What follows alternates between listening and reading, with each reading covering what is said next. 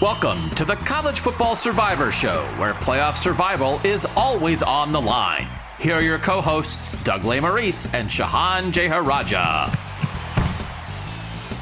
Almost time for the start of the college football season. We're so glad you guys are with us and have been with us as we enter our second season of the College Football Survivor Show. It's Doug and Shehan, and this is our last preseason ranking, Shehan, of, hey, we have all our contenders and how do they stack up against each other in different areas. We've done defense, we've done running backs, receivers, how easy their path is. We did head coaches last week, and we've been saving this. We're doing quarterbacks today. And you and I, we have 11 contenders in our mix so far. Next week on this show, we will make our playoff picks. So we'll have all the foundation laid. And then, I don't know, after you lay a foundation, what do you make? Like the sun porch? Next week, we'll make a sun porch. That's the first room you build in a house, right? I never built a house. So we'll do that next week, but we have to do all this stuff first. And we each picked one more team to talk about because we go to a max of 12 teams that we are willing to have in our playoff mix. And you and I each picked a team, and we'll reveal them in a second. But I want to have a conversation about quarterbacks first, Shehan. When we look at the 8 quarterbacks that have won the national title in the playoff era, in the national championship game was Cardale Jones of Ohio State, Jake Coker of Alabama, Deshaun Watson of Clemson, Jalen Hurts, and then an important little part of Tua Tagovailoa at Alabama, Trevor Lawrence at Clemson, Joe Burrow at LSU, Mac Jones at Alabama, and last year Stetson Bennett at Georgia. Do you need a great quarterback to win it all? Do you need a great quarterback to make the playoff? Because when we're going to rank these quarterbacks, right? And there's some great ones. And then fairly quickly, I feel like you get to a point of, oh yeah, I think they're pretty good, but I don't know that they're going to carry any team to the playoff, but they can not prevent a team from getting to the playoff. This is mostly a Stetson Bennett conversation. I can't hide it. It's like we were in a world. It's like, hey, you got to have Trevor Lawrence or Joe Burrow. And then it's like, no, you can have Stetson Bennett. How good does a quarterback have to be, especially as we apply it to the season? I think that the answer to that question is you have some leeway, assuming you have the greatest defense in the history of college football. And if not, you should probably have a good quarterback. That would probably help you out a whole lot. And granted, I mean, I think that when you look at this whole Georgia discussion and this whole Stetson Bennett discussion, like, he was very efficient, right? Legitimately, he made a lot of good decisions. And between Brock Bowers and Jermaine Burton, their passing game was a plus, right? Like, their passing game was a plus, even though he as an individual player was fine. Maybe at best. I think that they were sort of plus enough in the passing game that it was okay. Now, I don't think that anybody else can get away with that. Maybe Alabama. Actually, not maybe. Alabama can get away with that. They can get away with having pretty good, not great quarterback play. I don't think anybody else can. I don't think that Ohio State can. I don't think Clemson can. I mean, Clemson can't with the defense they have this year? If DJ's average? Look at the 2 quarterbacks who won them national championships. Deshaun Watson and Trevor Lawrence. Not average. Better. No, decidedly not average. In fact, them having such an elite defense and not having good quarterbacks is going to be, in my opinion, the reason that they don't make the playoff. Because I think that they do need that. And actually, I mean, not to make this a whole Clemson discussion, but I think that Clemson is as, star-driven as any of these teams that we've seen in the playoff era. Because when you look at sort of the core stuff, right, the depth, the recruiting, the line play, stuff like that, in terms of offensive line, they're not elite at that stuff, but they are just so elite at quarterback. They're so elite at receiver. They're so elite at running back. They're so elite on the defensive line that they've been able to make up for the fact that they're only okay on the offensive line over the past decade. And with a quarterback who's not special, I just don't think that you can be that kind of team. Now you're making me reconsider my Clemson probable playoff pick for next week. Okay, that was a good point. The interesting thing is, 2 of the 4 teams last year, we're watching the playoff last year. Bryce Young is, man, We had a big discussion on the Apple show this week, and that's an Apple show where you use your thumb and a robot scans your thumb, and then you have an Apple ID. And for $2.99 a month, you get all of the bonus episodes. We like to call them bonus episodes, extra, little, a little nice little pick me up in your week. We do that second show, and if you guys want to be part of that, it's $2.99. You pay for the month, you get 4 shows. So it's less than $1 a show. We did our draft of the 10 best players on these playoff contenders. So we had a pretty healthy quarterback discussion about the best quarterbacks on these teams. So we won't on this show go quite as much into Bryce Young and C.J. Stroud and some of those guys, because we went into them a lot on the other show this week. But Bryce Young, special. And Desmond Ridder for Cincinnati last year was really good.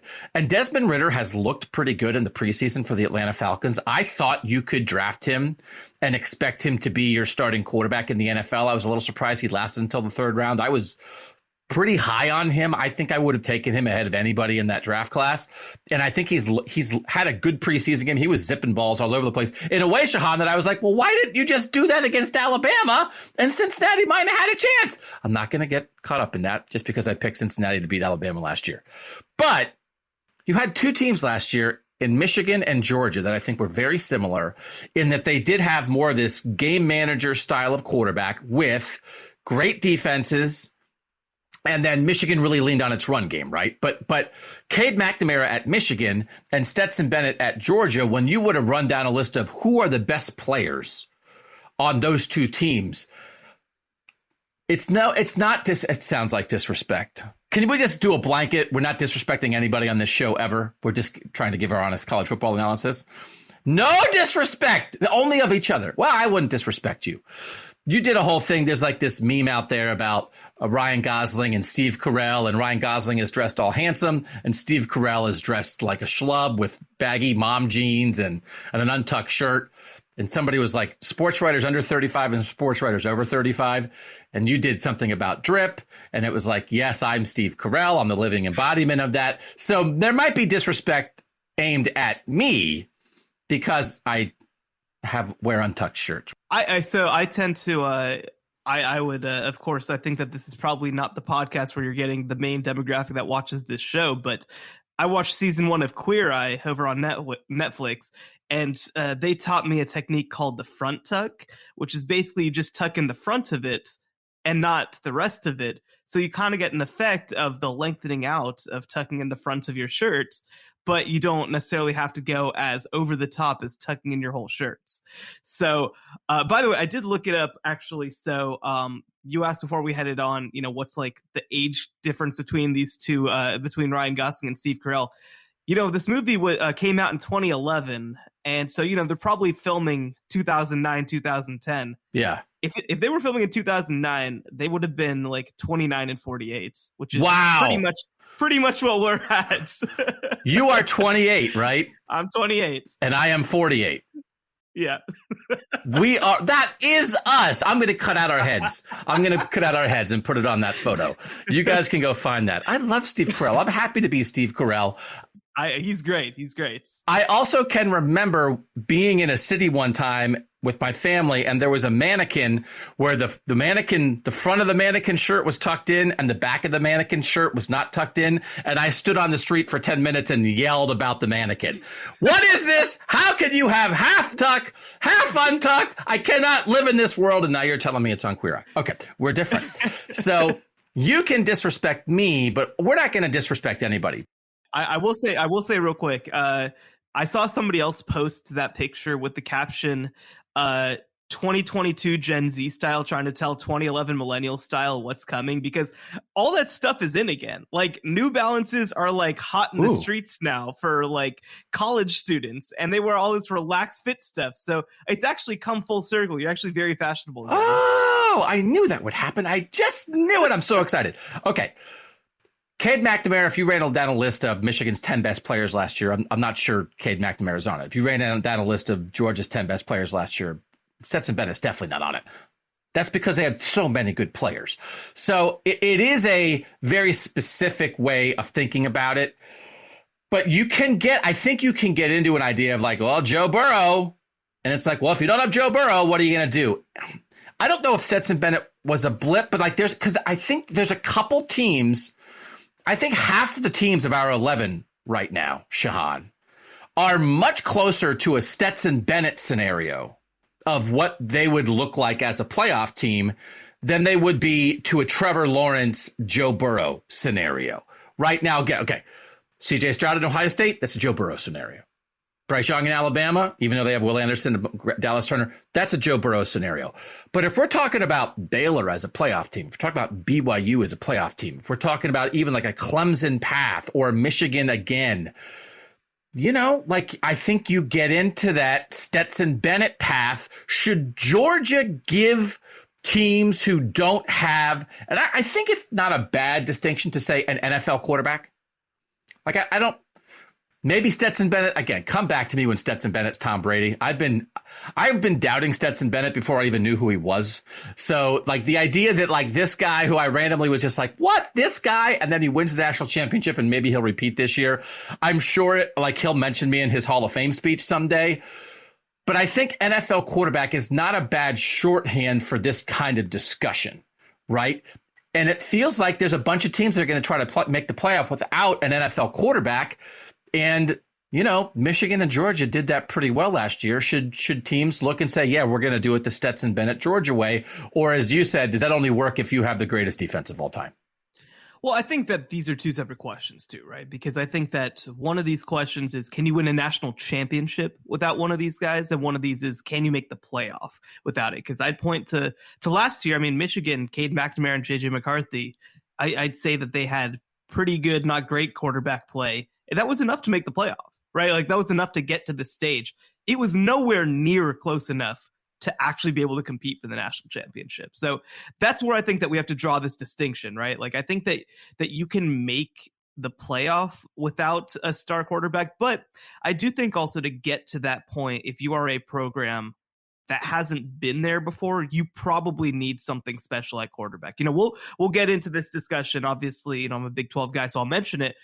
I mean, I think that's a big part of the reason why Baylor moved away from Gary Bohannon and went to Blake Shapen is because they felt like he has more of a chance to be special, whereas Gary Bohannon gives you something that you know that Gary Bohannon's going to be solid. You know what he's going to be able to do, but they feel like Blake Shapen has more upside in the passing game, and that's why they went to him. Because if you want to compete for the playoff and if you want to compete for the national stage, you probably need more than just managing a game. If you are not.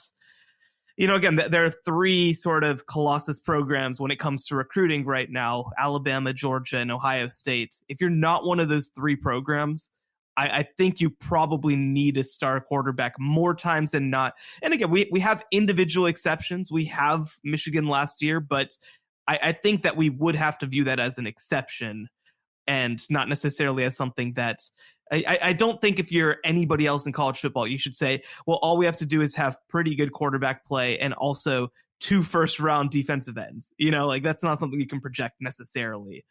So for me, I think that you need to feel like you have a plus playmaker at the position. It doesn't have to be Joe Burrow, right? It doesn't have to be that level. I think that the line is probably a little, I guess, lower is the way that you describe it. And we'll get into it when we do our quarterback rankings. But I think that the line, when we look at the 11 teams, especially that we've put in so far, I think that the line is a little more forgiving than maybe what it would take to win a national championship. Okay. Which is an important distinction. And we try to make that distinction on this podcast all the time. It's not a podcast about winning the national championship. It's a podcast about making the playoff, and that there is a difference there. And I think Michigan's the perfect example. Michigan was, no doubt about it, 1,000% absolutely a playoff team last year in every single aspect. They earned it across the board all year, but especially in the game when it mattered against Ohio State.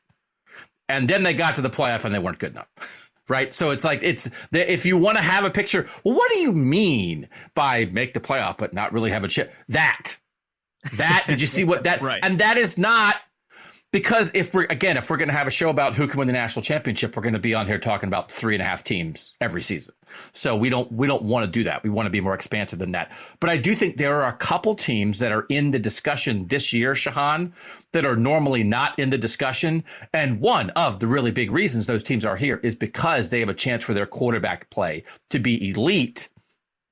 Maybe not Heisman elite, but lead the team kind of elite, which maybe isn't always the case at programs like that. All conference, I think is enough. I think that all conference is enough to be in that discussion. You just can't. And I mean, obviously there are conferences that are more competitive than others when it comes to being all conference. But if you have all conference performance, I think that's enough to get you in the discussion.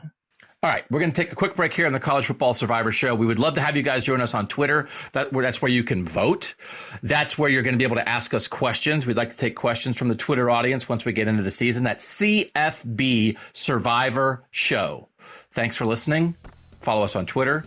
Tell a friend. When we come back, should Houston or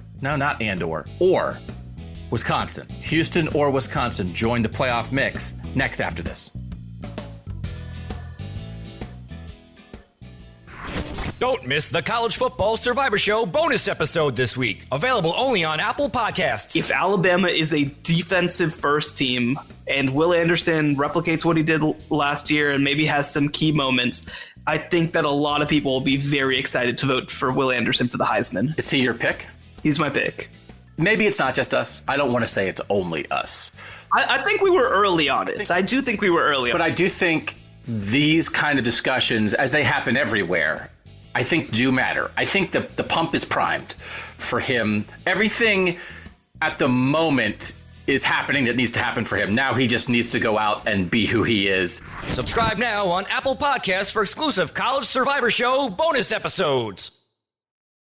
All right, Shehan, we have 11 teams in our playoff mix as we approach the start of the season. From the SEC, it's Alabama, Georgia, and Texas A&M. From the ACC, it's Clemson and North Carolina State.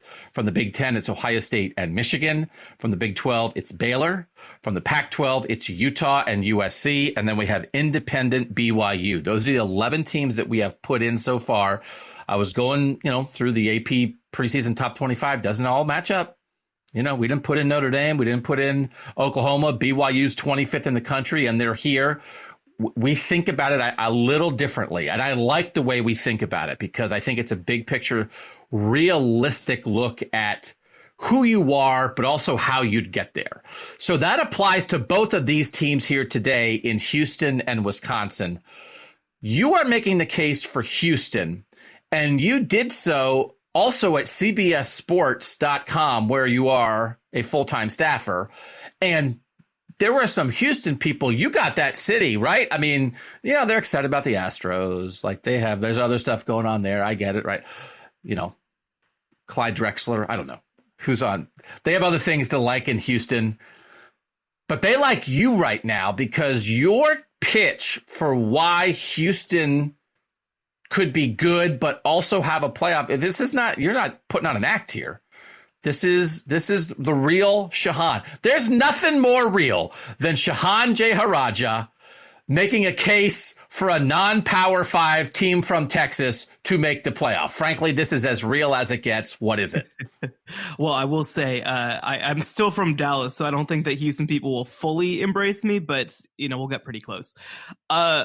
Look, it's very simple. Houston went 12-2 last year, beat an SEC team in a bowl game, and brings the vast majority of their production back from the team that won 12 games last year. Quarterback Clayton Tune, I think, is really coming into his own. He completed 68% of his passes last year. A really, really special player, I think. By the way, they have one of the most special group of 5 wide receivers in the country. Probably one. I mean, I'm underselling him. A Tank Dell at receiver is a Sunday player. He could start for almost anybody in the country, if not anybody in the country, with what he's been able to do at Houston over the past couple of years. You have to like the depth there in that room as well. Yeah. And then defensively, they've got such a track record of developing and putting guys into the NFL on the defensive line in the secondary. I think that you have to just assume that they're going to continue to do that. Derek Parrish is a name at defensive end who's going to probably be a Sunday player. Chidozie Nwankwo is another player on the defensive line who I think is going to be an NFL player. they've just got a Power 5 level roster, and not just a Power 5 level roster, a good Power 5 level roster. And so when you talk about going into this year, I think that they are poised to win every game on their schedule. I think that they're the best team in the AAC. I think that they're going to have a chance to be 13-0 and have a chance to make a playoff case. And the only question, and I'm sure what you're probably going to get into, is the schedule doesn't have a Notre Dame like Cincinnati had last year. So they're going to need some help. But I think that when you talk about a team winning 23 games over 2 regular seasons, that's going to still be enough in a year where I don't think we're going to have 4 superstar teams to get into the discussion. UTSA, Texas Tech, Kansas, Rice. And then they don't play Cincinnati. And who's the other team they don't play in the American? Like, they don't play the UCF. 2 other best. They don't play UCF. Yes, you already made my case for me. 12-0, quite possibly. 13-0, win the conference title, quite possibly. 0% chance of getting in, even if they do that. They don't have, listen, back in 2016, because the other thing is, I think you have to, I think we've talked about this a lot. I like this discussion. How does it happen? And I like that we now have proof of how it happens. Cincinnati is the proof.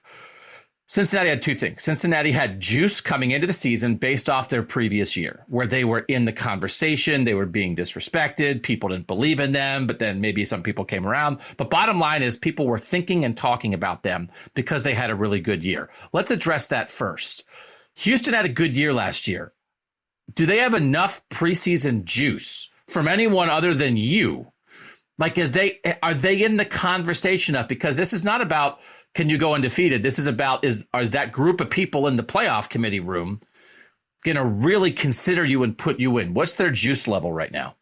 Yeah, I mean, I think that they are overlooked for what they did last year. I think that if you told anybody that there was a team that won 12 games last year, brings a lot of people back, and beat an SEC team in a bowl, to start number 24 in the country is pretty shocking to me. I mean, we had this discussion with BYU last week, but BYU obviously has much more opportunity to play their way in. I mean, Houston should be a top 15 team right now. There's no question about it. They should be number 15 or so right this second, and they're not.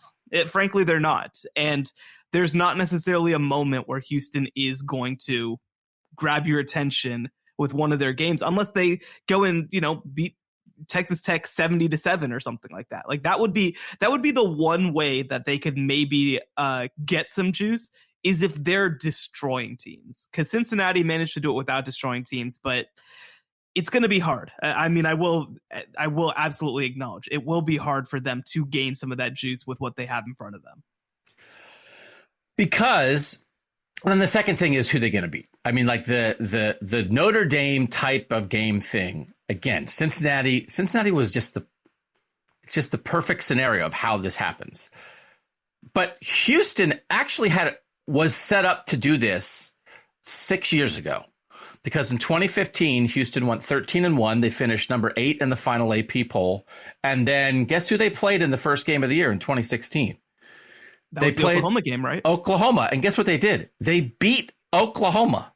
So they were coming in. They were juicy. They were coming in, right? Really good year. They had Tom Herman as their head coach back then. He was a little bit famous. They come in as number 15 team in the country. They beat number 3 Oklahoma, and they jumped to number 6. And then it's on. Now all you've got to do is run the table, because guess what else they did later that year? They beat number 3 Louisville from the ACC later that they beat the number 3 team in the country twice in 2016. And they also lost to Navy and SMU. So they blew it. That was it. That 12-0, 13-0 season is in. No doubt about it. Oklahoma and Louisville, are you kidding me? So we've seen Houston actually was the blueprint before Cincinnati. That blueprint, because Ohio State then played Oklahoma in 2016 in week 3. So the idea that Oklahoma's coming off this loss to Houston is what's going on? Houston's really good. I just think it's impossible. So this is not my debate about why I don't think Houston is good. I just think without that game, and I don't know who their schedule maker is, now they're going to be in the Big 12, right? So that's going to be different. But they have not really, like, since they had that Oklahoma series, they have a Utah series scheduled for 26-27, but it's not going to matter because they're in the Big 12, so it'll take care of itself. I don't know why they don't have a game like that. I don't know if it was a strategy. I don't know if Dana Holgorsen came in and said, I don't want to play Oklahoma. I don't know if they had a game that somebody canceled on. I don't know if they just couldn't get it on the schedule. I didn't know if they were worried about just making a bowl game and we want 4 freebies in the non-conference. But this just is like Kansas, Rice, Texas Tech. I mean, for real, it's like, oh, we're going to play a Big 12 team, the worst one. I mean, it's almost you'd be better off. So that's why I just don't know that we should spend any time discussing them, because Houston Junior High might go undefeated too, but their schedule's not good enough to get in the playoffs. So what are we doing here? Yeah, I mean, it's obviously tough, I think, that they don't get Cincinnati and or UCF in the regular season, right? Because I think that Cincinnati's not going to be the kind of team that they were last year, but they'll probably be ranked at the time of the game. I'd need to check exactly when I guess they play Arkansas in week 1. So that's probably not an ideal situation for them. But, you know, I mean, Cincinnati would be a team that would have a chance to be ranked. I think that SMU will have a chance to be ranked. I think that UCF will be on the edge of that ranking. So to only maybe get one ranked team in the regular season puts them in a real tough spot, like in a real tough spot. I think that the only other piece of this that we would probably need to address is, you know, after we get past those 2 teams, Alabama and Ohio State, you know, what are the chances of chaos, right? What are the chances of everybody else having 2 losses? Like, I don't think it's impossible, but it certainly is improbable. It hasn't happened before. And that's what it would take. Houston's not making it at 13-0 with this schedule over any team that's 12-1. And there probably will be at least 2 12-1 teams. I want to be nice. Well, I don't really want to be nice. So, like, I think they are in contention for the UCF fake national title competition, right? That they can make up a trophy out of tinfoil, whatever, and give it to themselves. That, I think, is more of a comparison here. Central Florida, 2017, they go 12-0 in the American. They say, we won it. FIU, Maryland, Memphis, Cincinnati, East Carolina, Navy, Austin, SMU, UConn, Temple, South Florida, Memphis. Like, that's your, right? And they just, I mean, they got up to number 14 in the country, then they won their bowl game. So, I mean, it's just, I'm a no. I'm a no. And we'll save our texters. The way I asked the texters, or not the texters, the Twitter subscribers this week, Shehan, usually I say yes or no. This team, yes or no. This team, yes or no. This week I said Houston and Wisconsin, no to both, yes to both, just Houston, just Wisconsin. So I put it all in one question because we do really only have one spot. So let's have a Wisconsin discussion. I don't like discussions where you lead with the schedule, right? You have to also be good. Now, listen, you said Houston's good. They've got some NFL guys. They got a real quarterback, an experienced quarterback. They've got a big time coach in Dana Holgorsen. There's a lot to Houston. But I do think when you do playoff stuff, it's not schedule, it's path. So I guess that might be a distinction without a difference. But I do think Wisconsin has a path, but I think they also have an established defense where we've talked a lot about coordinator movement this offseason. They have one of the best defensive coordinators in the country in Jim Leonhard, who's been around and frankly is on his way to being the Brent Venables of the Big Ten. This is a legit dude who builds a top 10 defense every year. Last year, when Georgia was being the best defense anybody ever saw, you could find stats where Wisconsin was ranked ahead of them. Now, nobody was saying Wisconsin was actually better. You're playing the Big Ten West, no quarterbacks, all that kind of thing. But Wisconsin plays good defense. They've got veteran corners back. Nick Herbig at defensive end is outside linebacker is going to do some stuff. They have a couple big dudes in the middle. They always have linebackers. They lost some guys, right? Leo Chanel and Jack Sanford. They lost some really good linebackers, but they'll have dudes. And then offensively, they changed some stuff, which I think is good for them. Paul Chryst brought in Bobby Engram from the NFL to freshen up the offensive play calling. So they still have the side of the ball where they want to stay the same. And then on the other side of the ball where they've run it, but they got stale. They are as unbalanced as any program in the country when it comes to your run percentage versus your pass percentage. I think last year it was like 65% run plays. They want to get back closer to 50-50. So that puts it on Graham Mertz, who, if Wisconsin gets in, is not going to be super high on our quarterback list. They have a great young running back in Braylon Allen, who I think is a dark horse Heisman candidate if this playoff path hits for Wisconsin at all. Little thin at receiver, but pretty good offensive line as Wisconsin. They always have an offensive line. And then they go to Ohio State in week 4, and otherwise, I think they also have Michigan State, but like, you got to beat some good teams. And I just think there's some solid teams in the West. I think Wisconsin's the best team in the Big Ten West. I like the defense.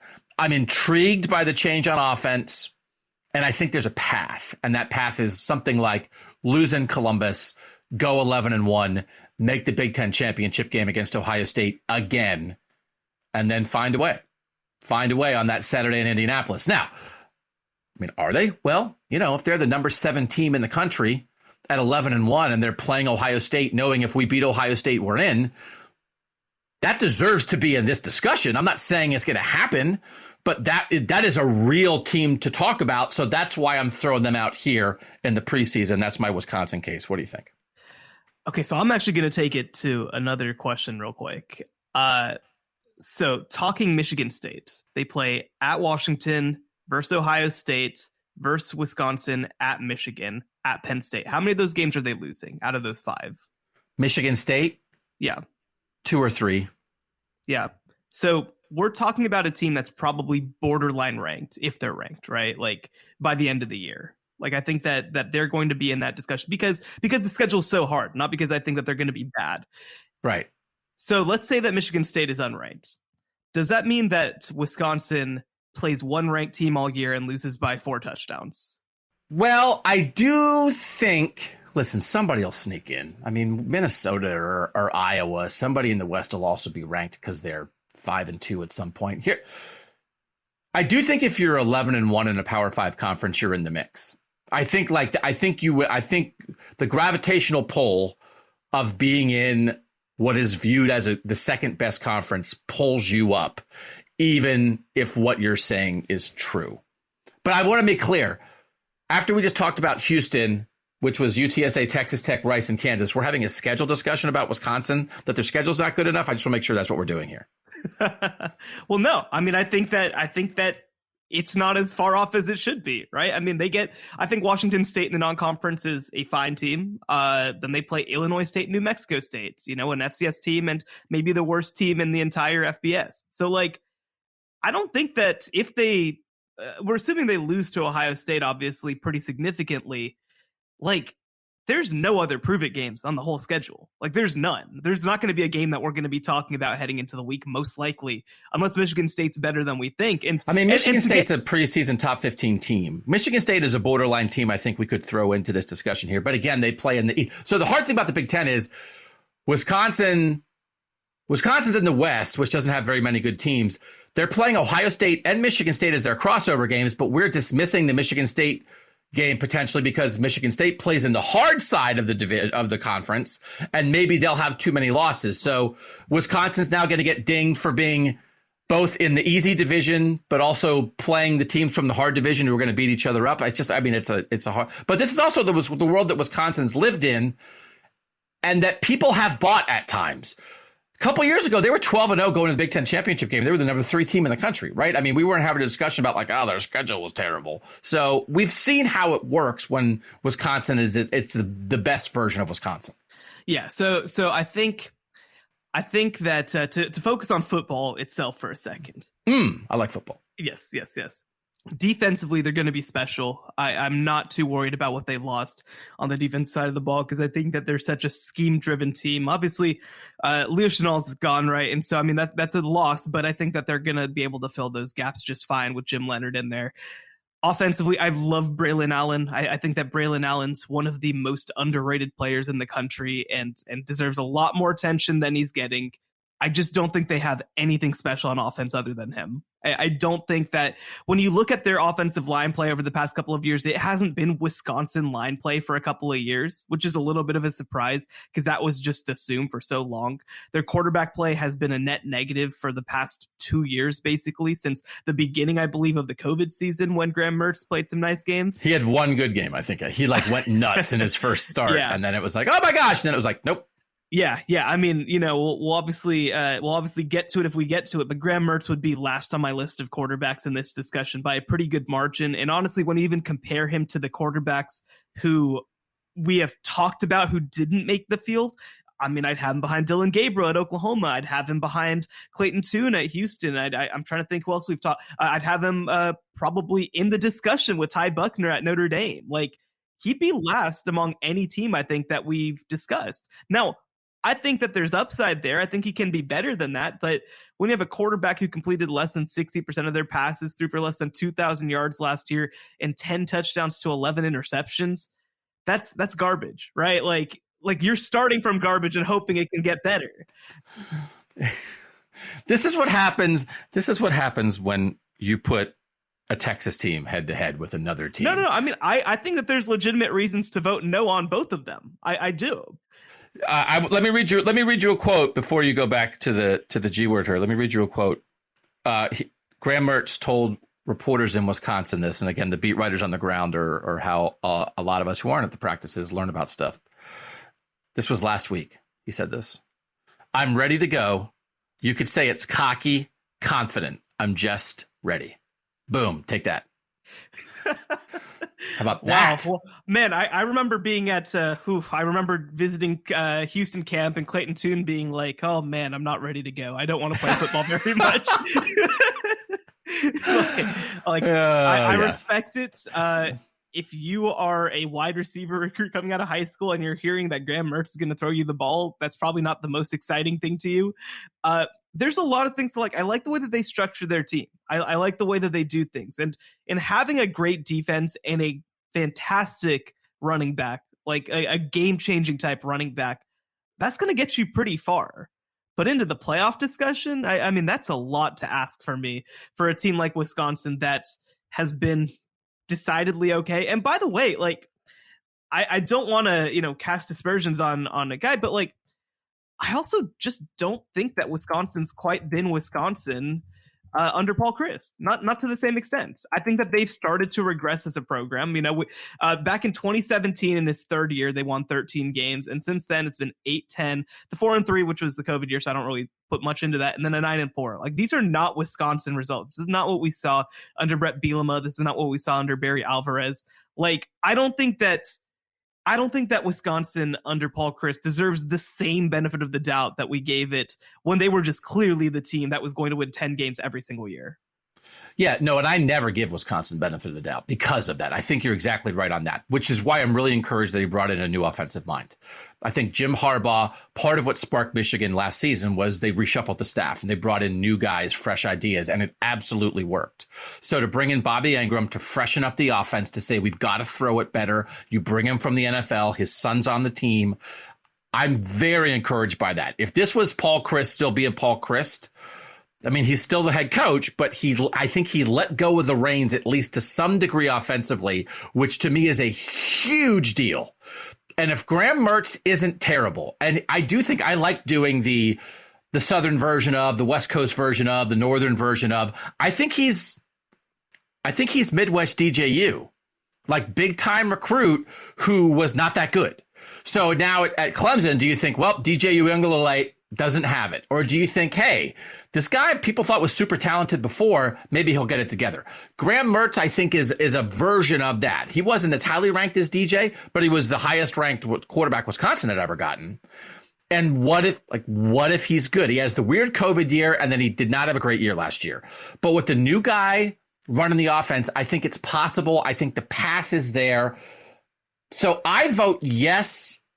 I pick Wisconsin over Houston. I would vote no on Houston because I just think there's no path for them, even at 13-0. Wisconsin, I think there's possibility. I think there's path. I think there are things they are excellent at, and I can see how the things they aren't good at could get better. And I will tell you this: the Twitter people didn't want. They're nothing. They don't want anybody. I'm shocked. So that is we kind of know that the case here is if you put up Houston and I put up Wisconsin, somebody's got to persuade the other guy because Twitter doesn't want any part of it. Neither team, 61%. Both teams, 5%. So those are thanks to those 5%. Just Wisconsin, 18%. Just Houston, 16%. So overall, that's a 23% yes for Wisconsin. That's a 21% yes for Houston. Neither of those are good enough to get a yes vote from the Twitter folks. So where are you on Houston and Wisconsin? I think that I'm leaning no on both of them. I think that the path is just really hard for Houston. Like you said, it's probably more of a UCF path. I think they're going to go 13-0, and I think that they're going to be really excited. And also, by the way, I mean, when you talk about Houston, that's huge for them entering the Big 12. They're going to finish the season AP top 10. They're going to go to a major bowl game. They're going to have a chance to beat somebody. Like, all this is great. All this is fantastic, but yeah, I mean, it's just a lot to ask for them to get up to being top 4 when they're probably not going to play a good team outside of maybe SMU, who I do think will be a good team until probably playing Cincinnati or maybe SMU again in the conference championship game. So it's probably just a little too much.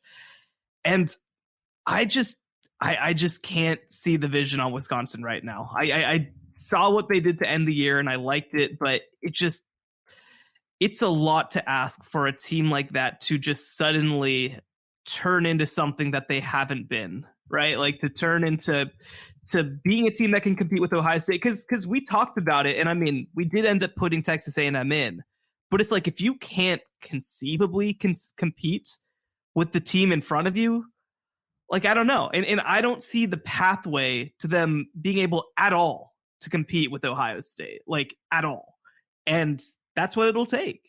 That's what it'll take. I think that this is a team that has a good chance of getting back to the Rose Bowl, and that's a hugely successful season. Hugely successful.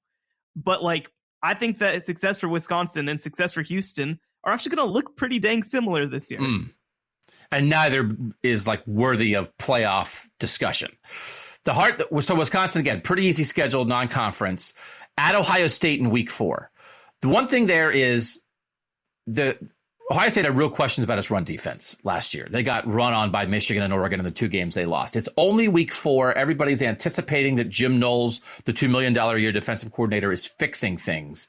But it's a lot of the same players, and that's still early in the year. So, and Braylon Allen, I think Braylon Allen has a chance to be the best running back in college football this year. So, again, do I think Wisconsin's going to come to Columbus on September 24th and beat Ohio State? No.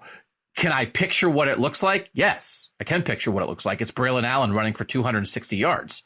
And like Ohio State can't tackle him, and Wisconsin wins. Like, runs the ball all over him, keeps C.J. Stroud off the field, and wins 28-26 kind of thing, right? I'm not predicting it, but I can see it. But then the hard thing is, again, I have Wisconsin going 11-1 and meeting Ohio State in the Big Ten championship game.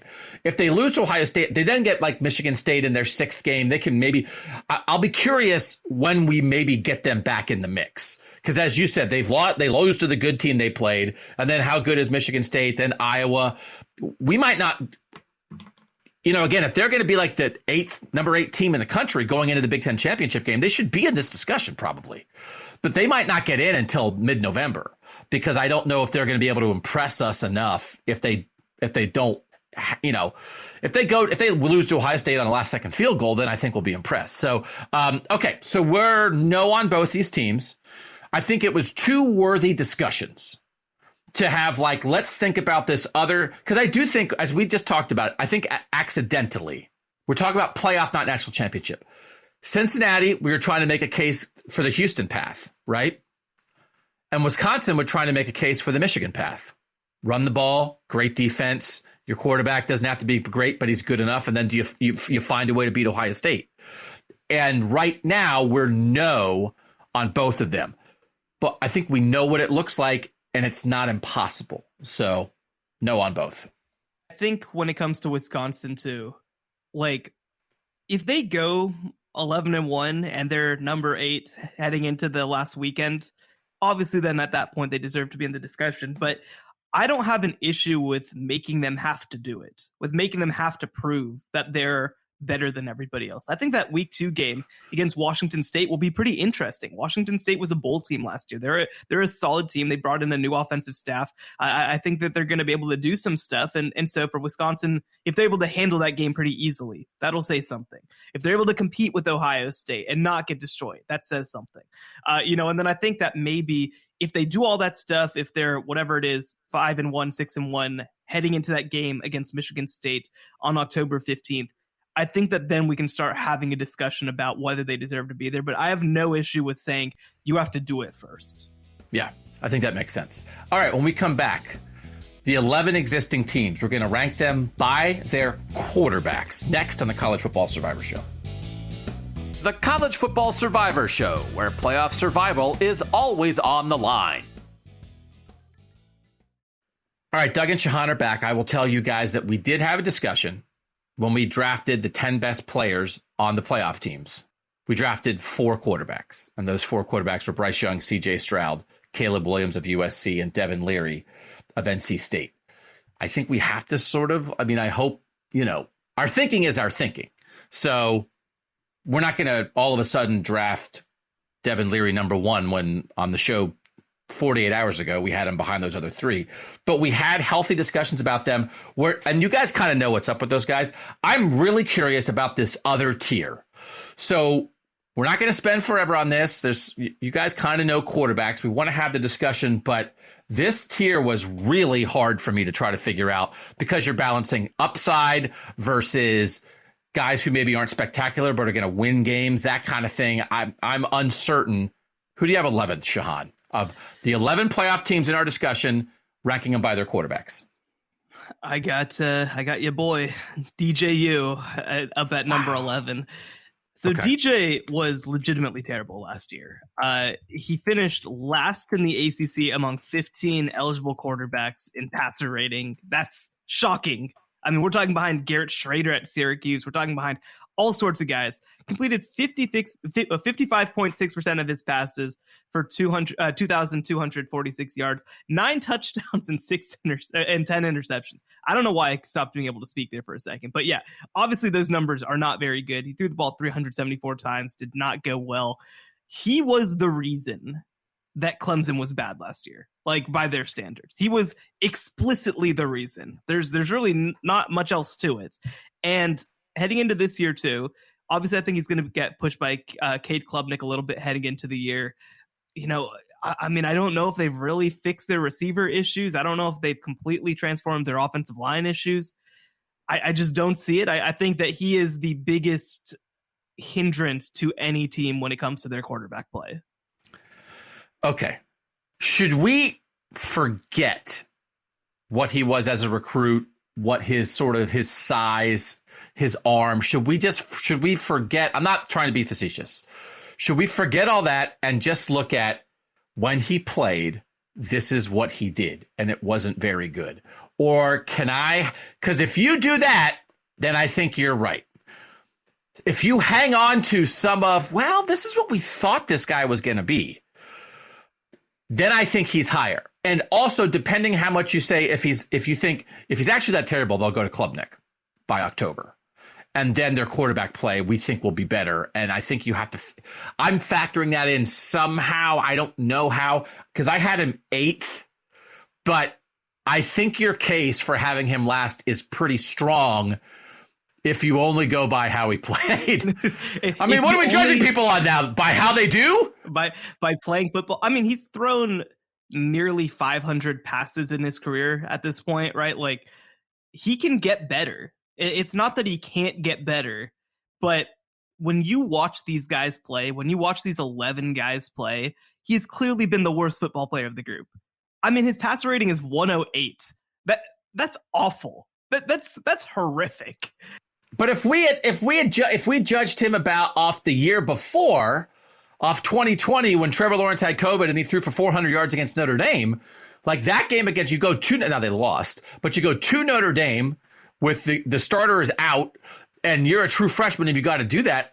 I mean, that's as good.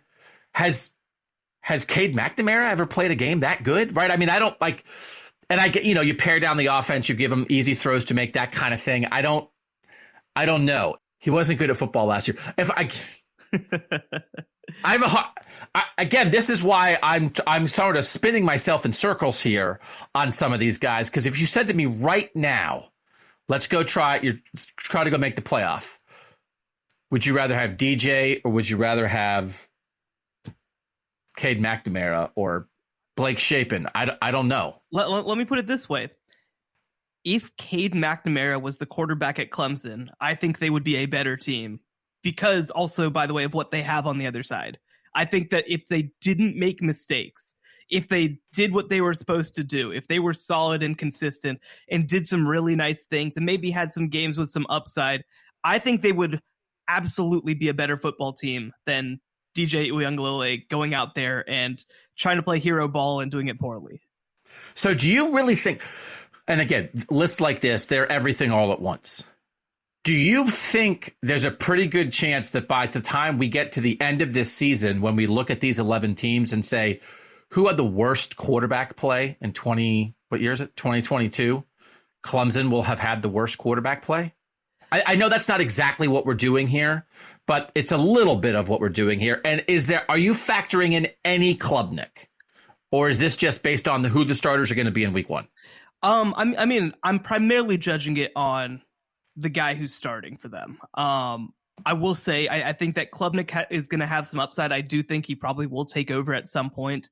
I don't think that Klubnik is Trevor Lawrence. I don't think that he's the instant plug and play, super polished, already ready for prime time type player. Like, he's a really good player and he's going to be great later in his career. But I do think that he's going to have lots of freshman growing pains too. Like, I don't think that he's going to be this switch that flips that's all of a sudden perfect. I think he's a little bit of a project as well. So, I mean, yeah, honestly, glancing at the list again, I do think that there is a legitimate chance that they have the worst pass offense in this group of 11 teams. Okay, I don't really disagree with you, but I'm going to keep him 8th anyway, because I'm going to stay and I'm going to have to try to explain why as we go later. My 11th guy is Haynes King at Texas A&M. It feels like, by all reports, he's going to be the guy who wins that three-way quarterback battle. And this is where you get a little into, okay, Haynes King and DJ Uiagalelei are both highly recruited guys who were brought in with a lot of excitement at big-time programs. One of them has played and was bad, and one of them has never played. Who would you rather have? Would you rather have the guy who right? So Haynes King, if you have Haynes King ahead, or you have Texas A&M ahead of Clemson, you're doing that because you're taking the unknown over the known, which wasn't good. When actually, well, that guy had a bad year, but he's got all this experience. I don't know, he learned from his mistakes. He got in better shape, which we covered on previous podcasts. DJ lost 30 pounds of chicken finger weight, whatever.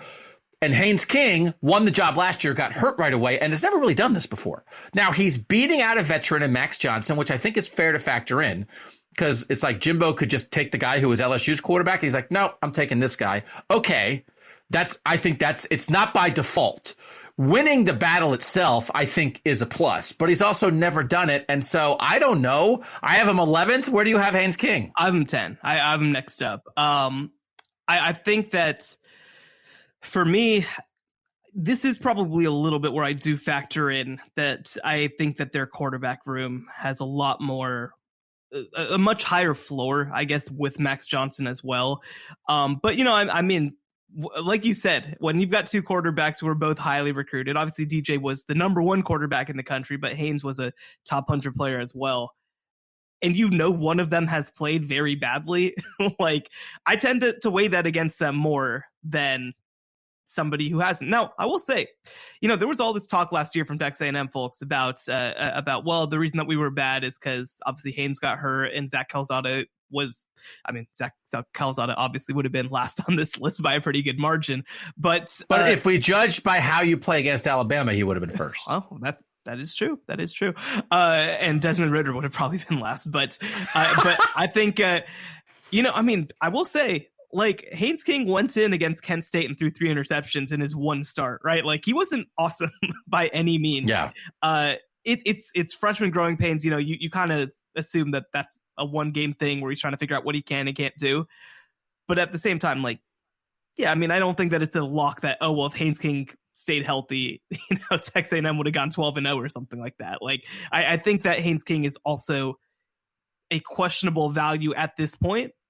But for me, when you look at what DJ did last year, like, it was, again, I explicitly say he is the reason Clemson was not Clemson last year. Explicitly, there's no other reason why Clemson was not Clemson. I mean, the receiver play wasn't great. Their running backs were new. Like, there was context, of course, but like, DJ was the biggest drop off between 2020 and 2021 by far, and he's the reason that they lost 3 games. All right, so you have DJ 11, Haynes King 10. Who do you have 9? I have Cade McNamara 9. Okay, I have Cade McNamara 10. So, and this could be insulting. Not a lot of open practices. Dave Revson from the Big Ten Network. The Big Ten Network is going. He was on a radio show and was talking about how great Cade McNamara looked. Ball's not hitting the ground, like running the offense, experienced dude. But this is, again, he's the Stetson. Graham Mertz is the DJ Uiagalelei of the North. Cade McNamara is the Stetson Bennett of the North. And even at this point, we're going to start to get into guys who have a little more upside. I think we know what Cade McNamara is. And what is that? Good enough to make the playoff. But you have him 9th, I have him 10th, right? If Haynes King and DJ are like, they might be bad, right? Right. I think Cade McNamara is like, well, he's not going to be bad. We just don't know how big the upside is. Totally. And that's why, for me, I put those other guys behind him, because I do think that he's not going to make mistakes. I do think that both Clemson and Texas A&M would be better with that level of consistency in the lineup, even if it didn't have upside. And I think that the other part of this too, that I'm going to be curious to watch, is I think that the receiver room is going to be a lot better this year with Ronnie Bell back and with that freshman coming in. So like, I don't necessarily know that it's going to be Cade McNamara taking a step, but I think that passing game could take a step with a little bit more explosion on the outside, because their receiver room was pretty average last year. They didn't have a whole lot of explosion. They didn't have a whole lot of separation. And I think that getting a guy like that, like Ronnie Bell back, will help from that perspective. So I think that if you get what Cade McNamara did last year, I think that that's more than enough to be number 9 ahead of those 2 other guys heading in. If you get a little more than him, I think that there's that potential. Now, he's not going to suddenly turn into, Johnny Manziel tomorrow, right? Like, he's not going to be super dynamic necessarily, but I think that he can get better in the context of that offense. I think he can, be more productive, and I think that he's going to be relied on a little more, and I don't think that's a bad thing. All right, so you have McNamara 9, I have him 10. So we'll go to the guy that I have 9, and you have to tell me why this guy's ahead of Cade McNamara. Blake Shapen from Baylor. I had him 9. Where do you have him? Yeah, I have him 8 on my list. Okay. So if McNamara is sort of like the floor of like, he's going to be solid at the worst, and his level of play last year was enough to help get his team to the playoff, why is Blake Shapen at Baylor ahead of him for both of us on this list? So there are 2 factors that I think come into this. One, I think that you can legitimately take into account that he did beat out an incumbent. We knew what Gary Bohannon was, and the staff felt like he was better after a year of being with him, right? Or actually 2 years of being with him. I think that when we look at, because if we talk to Gary Bohannon on this list, he's probably right around where Cade McNamara is, probably a little behind him, and I think that we can relatively easily assume that they feel like Blake Shapen is going to be better. The other thing you have to point to is, man, that first half of the Big 12 championship game was phenomenal from him. He completed his first 18 passes against, we talked about it. Georgia was the number 1 defense in the country. Wisconsin statistically was number 2. Oklahoma State was number 3, and they were specifically good against the pass. And you saw Blake Shapen come in the first half of that game and complete 18 consecutive passes, throw for 180 yards and 3 touchdowns. Now, he suffered a shoulder injury in the second half and kind of fell apart from there a little bit, but you kind of saw the vision. You saw how dynamic he had a chance to be against a really good defense. I think that we've seen some of his deep balls that look just a little different than what Baylor's had the past couple of years. I think that we know that he has upside.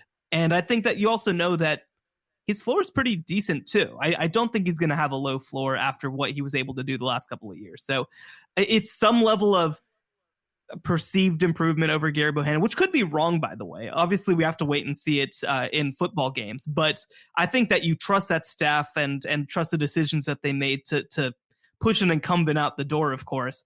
And I think that you also look at what he did. You know, he also looked pretty good against Texas Tech. Really, you know, in his first season on campus, completed 72% of his passes, 5 touchdowns, no interceptions. Like that's a pretty good start, right? Like, I mean, we obviously have to wait and see. It's one thing to be thrown into action like he was for 3 games last year versus being the guy that everybody's preparing for. But I think the early signs have been good. And if he's continued to improve the way that people say that he has, I mean, I think that's enough to put him into the discussion, because I think that if you want to say that Cade McNamara is more of a sure thing, I think it's absolutely correct.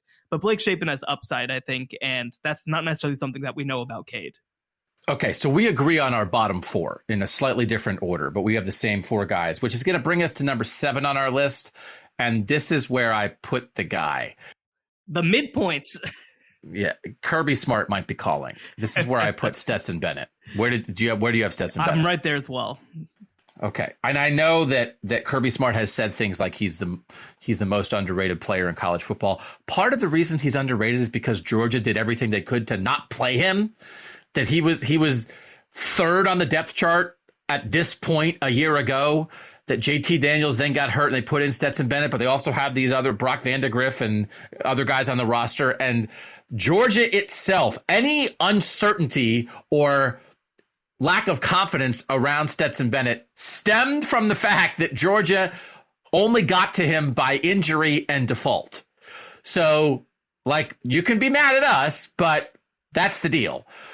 And I do think it's on the table, and I have not finalized my playoff picks for next week yet. I do think it's on the table that if the defense is only very good instead of the best we've ever seen, and you put more on Stetson Bennett, it will look different and not as good.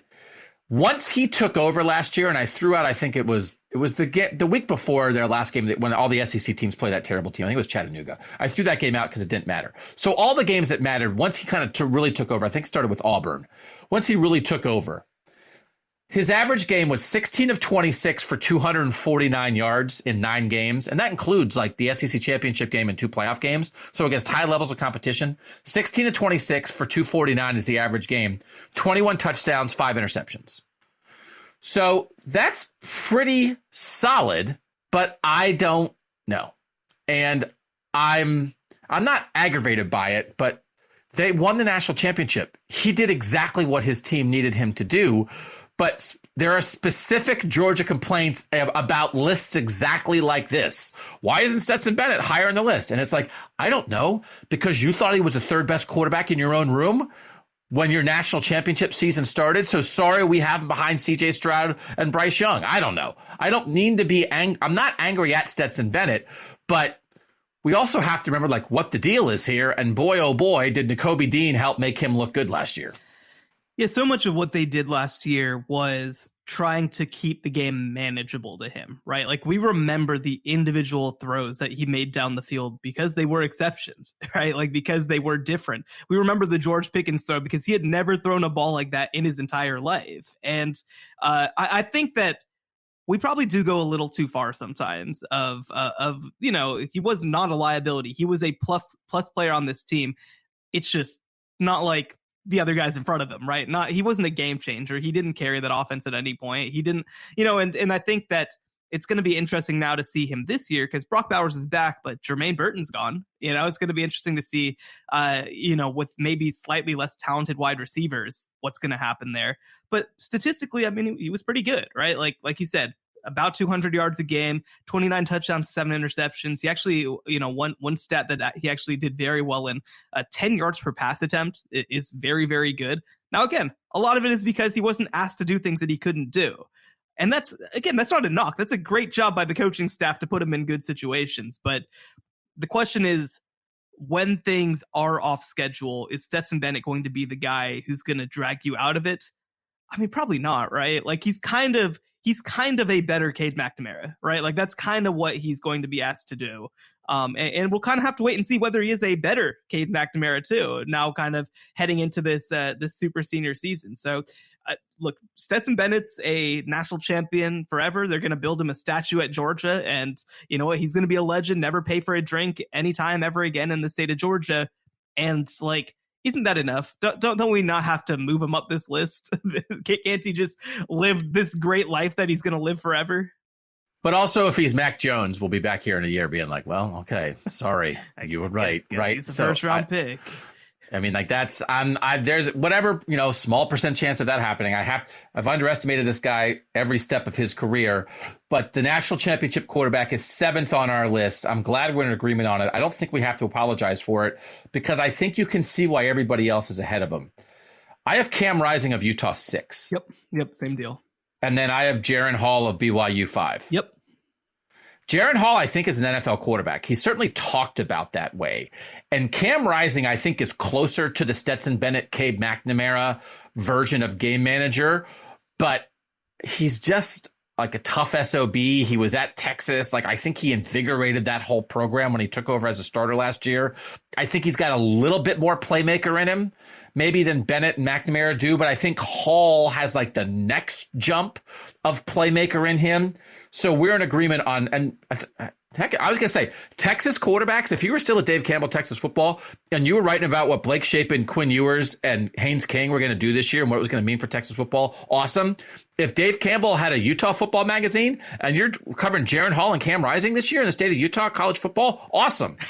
Is it pretty clear to you? I actually went back and forth on the order of these guys. Is it pretty clear to you that Rising should be 6 and Hall 5? Yeah, I think so. I think that what you have to say about Rising is that Rising is a gamer, right? Like Rising is just like I'm trying to think of a good comparison for him. Like, I guess we can compare him to his former teammate. Like he's a little bit Sam Ellinger-y, right? Like where it's just like, man, he's just like tough and did a lot of the things that you need to do to win football games. And like, it's not necessarily the physicals. That's not really the whole point of it. But no, I mean, it's like, he just does everything, right? He does everything that your team needs to win. And I think that when you're Utah, that's really what you're looking for. And I think you're right. Like Jaren Hall is the man, like if he continues to work on his game and stand in the pocket, like he can launch the ball downfield, right? Like he can do the thing at a little bit of a different level. Now, I think that as a college quarterback, you can make a case that what Rising has done is more important than what Jaren Hall has done. I think that's fair. I think that you just have to bet on upside when it comes to Jaren Hall, because I think that he's shown it at times, and I think that he's going to be asked to do it a lot more this year as well. I think that we've seen moments of him being a dynamic player, but last year a big part of the reason that BYU was so good was because of their running back Tyler Algier. Well, he's off to the NFL. They're going to continue to run the ball at a high level. They got some transfers in, but I think that they're going to throw the ball a whole lot more this year. And so I think that we're going to get to see BYU be, and Jaren Hall be more like a 3,500 yard passing quarterback than a 2,500 yard passing quarterback. So I like that these two guys are next to each other. I'd have them in that order, Rising, then Hall, but in terms of moving up the list, of course. But yeah, I like it. I like it a lot. And I think that both of them have the potential also to break into that top 4 group. If somebody were to ask us why we have Cam Rising ahead of Stetson Bennett, who won the national title last year, and Cade McNamara, who won the playoff last year, and it's we don't want to paint with too broad of a brush, but these guys aren't Heisman contenders. These guys aren't Joe Burrow. These guys aren't Bryce Young, right? They're good college quarterbacks that will find ways to help you win. Why exactly do we have Cam Rising ahead of Bennett and McNamara? Like, could people be mad about that? So, I mean, I think the question for me, just kind of fundamentally, and, some of this is basic lizard brain thinking, but like, how many games did Stetson Bennett or Cade McNamara cause their teams to win? In what game were they the most important catalyst in those teams winning games? Because I can point to those games for Cameron Rising, right? Like there were games where he took over. Actually, one thing that I'd point to is that, shout out to my boy, Charlie Brewer, now the starting quarterback at Liberty. They were 1-2 with Charlie Brewer in the lineup. And then he took over and they won all but one game for the rest of the year up until the Rose Bowl. Like they were a different team when Cameron Rising took over that program. And anybody who watched it could see it. And I'd advise you to go watch it because Utah was a fun as heck team. And I think that you can just point to that. And then Jaren Hall, same sort of deal. He had them competitive in some really big games. He led them to a victory over Utah, by the way. The first victory over Utah in, I think it was like 10 years, I think it was, in that rivalry game. So, he's had big games. He's thrown for 300 yards a bunch of times. He's thrown for 3 or 4 touchdowns a bunch of times. There are games that you can point to and say, man, Jaren Hall's effort in this game is the primary reason that BYU won this game. And I think that you can say that Stetson Bennett's fourth quarter is why they won the national championship, but Stetson Bennett's first through third quarters is also why they needed his fourth quarter, so it's just, and that's not a knock. I think that it's perfectly fine to be a quarterback who just does what they need to do and not more than that. But obviously I think that anybody would take a quarterback who can go out there and make those big plays at the end of games over one who does a lot of right things before that. We have a lot of intrigue and faith in BYU on this podcast. I think it's possible that by the end of the year, people are having a conversation about, is Jaren Hall better than Zach Wilson, who was the number 2 pick in the draft a couple years ago after a gigantic year at BYU? I just think Hall, is the start of the next thing. That if Rising is sort of the top of that tier, I think Hall is sort of the bottom of the next tier. And that tier, are we in agreement that our list then goes Devin Leary of North Carolina State at 4, Caleb Williams of USC at 3, C.J. Stroud of Ohio State at 2, and Bryce Young of Alabama at 1? Yeah. I think that's the clear-cut list. Like you mentioned, we talked about it pretty at length on the Tuesday show, so we don't need to go too far into it, I don't think. But yeah, I think that's a pretty clear order. Young's the Heisman winner. I think that certainly you can have a Young versus Stroud discussion, and it'll be perfectly legitimate. Caleb Williams, I think, is a clear number 3 after what he did last year at Oklahoma. And I think that Devin Leary is one of the most underrated quarterbacks in the country for what he did last year at NC State. And when you look at NC State's path, it's very much they bring back everybody on defense and they have a quarterback who we really like and we think he can elevate their play. So I think that that's a perfect top 4. I think that Stroud and Young are in a class of their own, I would probably say. And then Williams, Leary, Hall, Rising, maybe even down to Bennett, I think are probably muddled up a little bit, and that order could shift depending on what happens this year. But I'd be pretty shocked if Young and Stroud aren't number 1 and number 2 in some order by the end of the year. Let me ask you if this is a fair way to kind of look at this. We had our bottom 4 in a certain order, right? But generally it was DJ Uiagalelei, Cade McNamara, Haynes King, and Blake Shapen. And I think could we have, Cade McNamara has proven it. He's tough. But is that a little bit more of a discussion of, are we sure these teams can win with these guys? Right? Because I think even that the McNamara discussion is, well, you take Aiden Hutchinson and David Ojabo and Dax Hill away. Can you win with those guys? And then you have, I think Stetson Bennett you can win with him. Yeah, you can win with him. And then Rising might be half and half, win with and win because of. And then Jaren Hall starts the list. The top 5 guys are quarterbacks. Their teams win because of them. Jaren Hall, Devin Leary, Caleb Williams, C.J. Stroud, Bryce Young. And I think, again, that top 2 is even above that. That's Heisman, will they be the first pick in the draft conversation? But I think that's a fair way to look at it. And so we're talking about basically, right, maybe half the teams have quarterbacks you win because of, and half the teams have quarterbacks you're trying to win with, which gets back to the discussion we had at the beginning of the pod, which is why this pod's going long. Both can work. But maybe if you're talking about national title, maybe you need a because of guy. And most of the time, and again, Stetson Bennett might be the exception to that rule. Jake Coker. I know. It's I get it. Well, that whole Bama version, the way Bama used to play football, but that was Georgia last year was old Bama, suffocating defense and a quarterback who's good enough. That's the line. You have to be as good as 2015 Alabama, and then maybe you don't have to have a great quarterback to win. So, that's all you got to do. Congratulations. Yeah, which is why, but again, this is why we have BYU in this conversation, because we think they have a win because of quarterback. And when you have a really experienced team, and we did BYU last week, go back and listen to it. When you have an experienced team and a good coach and a win because of quarterback, man, you're in rare territory. So I think that's fair. I like this list. We're pretty much in agreement. Sign up for the Apple shows to listen to the in-depth C.J. Stroud, Bryce Young debate, to listen to the in-depth analysis of Devin Leary at North Carolina State and Caleb Williams at USC. We just don't have time to do it here. Next week, Apple show, dark horse playoff picks. Any team we have not talked about as a contender, maybe we'll do a draft, or we'll do something where we say, we haven't talked about them, but who could come from off the scene and make the playoff? And then the free show, the one that you're listening to right now, playoff picks a week from now. Make sure you're reading Shehan at cbssports.com. We really appreciate you guys being part of what we're doing here on this podcast as we enter our second season on this show. For Shehan Jeyarajah, I'm Doug Lesmerises, and that was the College Football Survivor Show. The College Football Survivor Show, where playoff survival is always on the line.